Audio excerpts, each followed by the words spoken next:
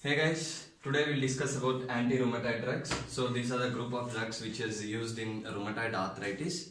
So here I have majorly written about two groups of drugs, biological therapy and DMARDs. Okay, so we'll discuss how they will work. Before that, let's understand basic concept of rheumatoid arthritis, a basic pathophysiology of it. Okay, so during rheumatoid arthritis, what will happen? We have lymphocytes. We have some cells called Th1 and Th17 cells, and we have plasmocytes. So all these cells, what they will do, they will infiltrate into synovial membrane. So they will go to synovial membrane. Then what will happen? They will stimulate synovial macrophages. So whenever synovial macrophages are stimulated, what they will cause? They will lead to the production of interleukins, tumor necrotic factors, and there are many other cells such as fibroblast activation. So they will lead to production of interleukins. So that includes interleukin 1, interleukin 6, and tumor necrotic factor alpha, and they also activate fibroblast activation.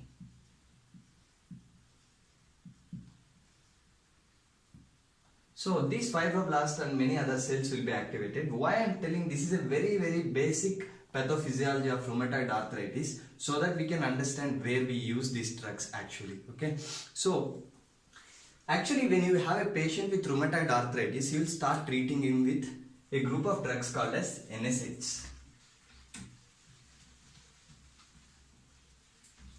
So we use group of drugs such as NSAIDs,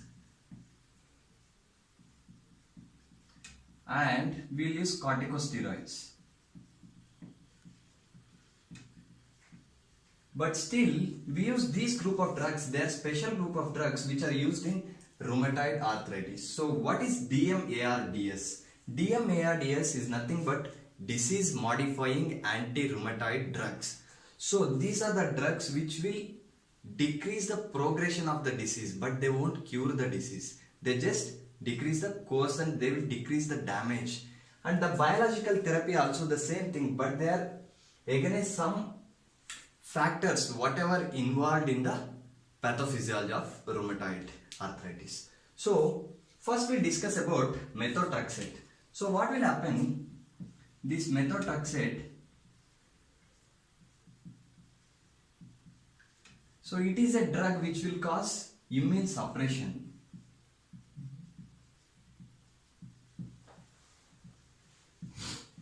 So whenever we are giving methotrexate and it will lead to immune suppression, this immune suppression will lead to decreased production of T cells and B cells, and that is how they will decrease the symptoms of rheumatoid arthritis. Right? So this is a simple mechanism to understand. We should understand the side effect and what is the dosage used. There the methotrexate is actually an anti-cancerous drug, but still we use it in rheumatoid arthritis in a very low doses, right? So whenever there is a immune suppression, what will be the side effect of the drug? The drug will produce side effects such as pancytopenias, and it will also cause damage to liver. So this is a hepatotoxic drug.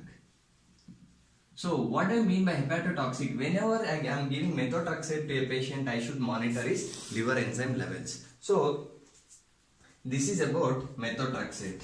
So then comes our other group of drug, that is hydroxychloroquine. Right? So hydroxychloroquine is a group of drug which belongs to anti-malarial drug. It is an anti-malarial drug, but still a unknown mechanism of this drug, a unknown mechanism of hydroxychloroquine,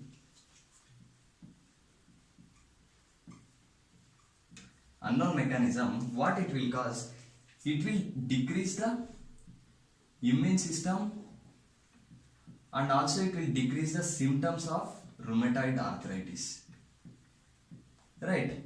And this hydroxychloroquine, it is also used in other autoimmune diseases for its one of the effect, that is it will decrease photosensitivity.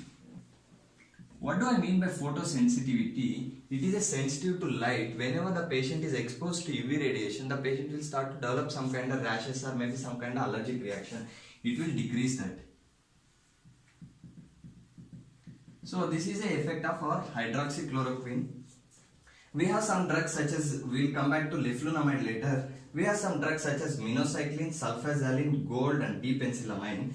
They all are DMARDs but with a unknown mechanism. They all are DMARDs, which means disease modifying anti-rheumatoid drugs, but still they are unknown mechanism. Leflunomide. So we will come to leflunomide. What this drug will do, we have some enzyme called dihydrovorotide dehydrogenase.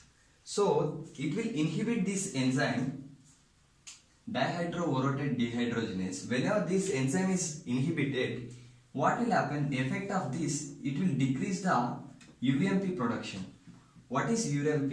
Uridine monophosphate. Uridine monophosphate, it is a base pair. It is a nucleotide for the DNA formation. Whenever DNA is not there, there is no formation of the immune cells, that is B lymphocytes and T lymphocytes. So how this is involved? This UVMP is required for production of thiamine monophosphate. It is also a nucleotide. So if there is no UVMP, there is no TMP and there is no T cells or B cells produced. And this drug is also a hepatotoxic, and this will also cause what side effect? It will also cause a side effect such as pancytopenias. Right. So we are done with this DMARDs. So how do we prescribe this DMARDs? Whenever I am giving a DMARDs to a patient, what I will do, I will add one of the corticosteroid to that patient, so that, see, if I give methotrexate to a person, what will happen? The methotrexate will start to show its effect after 2 or 3 weeks of its administration. So till then I will add corticosteroid. So it is an immunosuppressant. Only it will be,